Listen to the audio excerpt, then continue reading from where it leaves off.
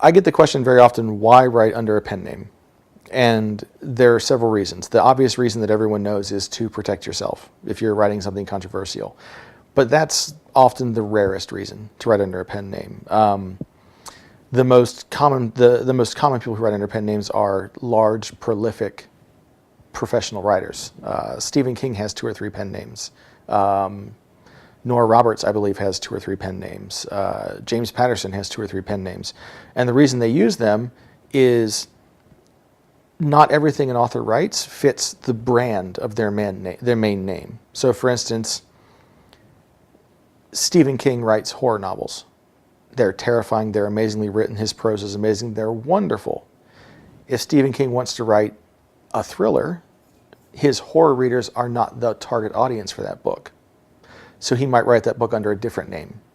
In the long term, in the grand scheme of things, just the opportunity to have a separate branding is very important. But in the modern age, in the age of Amazon and Barnes & Noble and search indexing and online bookstores, it has a very tactical reason, which is confusing your brand name on an online bookstore that functions as a search engine confuses the engine.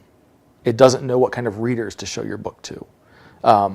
So a lot of the best self-published authors right now are maintaining separate pen names for each of the brand of book they write. So I know an author that writes science fiction novels under his own name. He writes fantasy novels under a different name.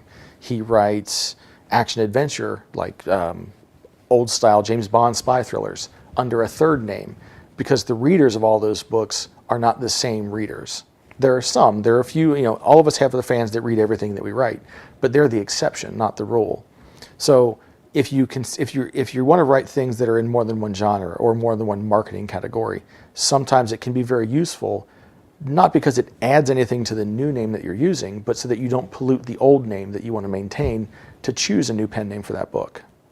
The good thing about pen names is that it allows you to market yourself in many different places, and the bad thing about pen names is it forces you to market yourself in many different places.